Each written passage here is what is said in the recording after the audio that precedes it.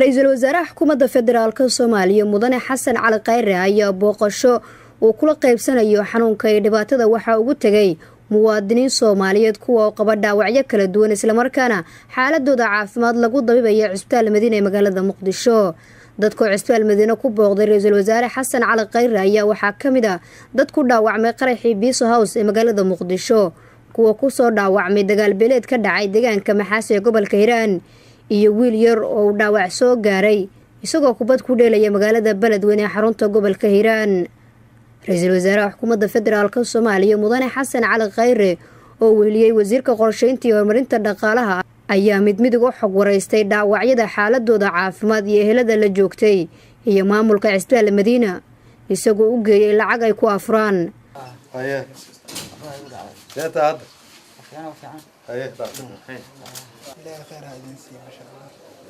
كيس إن شاء الله. ما شاء الله سمر كان وحول بتر. كسمر إن شاء الله تلكين وفقنا. إن شاء الله إلهي نوهجي. آمين آمين. إلهي برينا.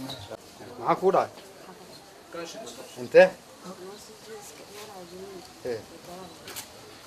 هذا سيجي هذا بنوس كأرابط وضع. محمد يوسف agaasimaha Cisbitaal Madiina ayaa sheegay cisbitaalka ay jiifaan dhaawacyo kala duwan ayna siiyaan adeegyo caafimaad oo wanaagsan. saacado gudahooda waxaan noo imaanayaan bukaano badan oo dhaawacan oo qarax ama xabada ah. waxa ka sii daran Cisbitaal Madiina ma imaadaan kaliya magaalada Xamar. hadda Ra'iisul Wasaaraha marka uu wareegay inta ka timid Walaweyn, inta ka timid Beledweyne, inta ka timid meesha waa gobolada Soomaaliya dhama laga. Ra'iisul Wasaaraha Xukuumadda Federaalka Soomaaliya Mudane Xasan Cali Khayre oo la hadlay warbaahinta qaranka isagoo ku sugan Cisbitaal Madiina ayaa ugu horeyn u tacsiiyay dadkii ku geeriyooday qaraxii ka dhacay Biso House isagoo kuwa dhaawacana alla uga bariyay inuu siiyo caafimaad taam ah. dadka Soomaaliyeed ayuu u sheegay inay muhiim tahay inay iska dhigaan hubka si ay u helaan nabad iyo nolol.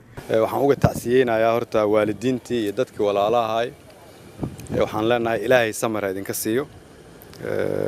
waxaan leenahay xanuunka waan idin la wadaagaynaa waan idin la qaybsanaynaa waan idin ognahay waan idin garab taaganahay.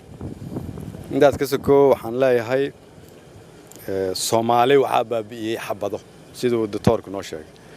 xabad iyo miino iyo madfac ayaa baabiisay.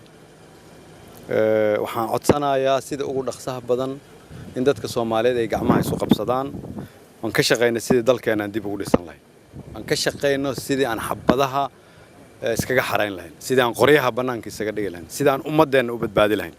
waxaan soo arkay wiil dhalin yar oo aan 10 sano gaarin. waxaan ku yiri yaa ku dhaawacay. wuxuu yiri banooni baan ciyaarayay, banoonigaan ciyaarayay ayaa nala ka qaatay. qofkii naga qaadatay ayaan isniri ka soo qaata. xabad baa la igu soo bedelay.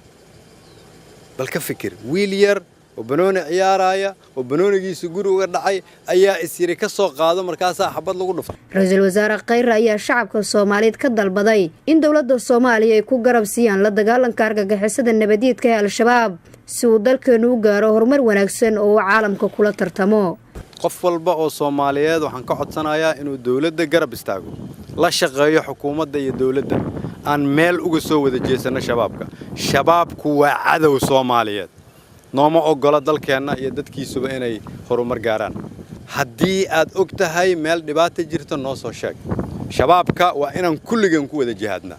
sida kaliya oo ugu adkaan karno waa inaan ku jihaadnaa. booqashadan uu Ra'iisul Wasaaraha Xukuumadda Federaalka Soomaaliya Mudane Xasan Cali Khayre ugu tagay dhaawacyadan jiifay Cisbitaal Madiina ayaa astaan muujinaysa sida dawladda Soomaaliya ay uga go'an tahay inay shacabkeeda la qaybsato dhibaato iyo farxad xaalad kasto ay ku sugan yihiin.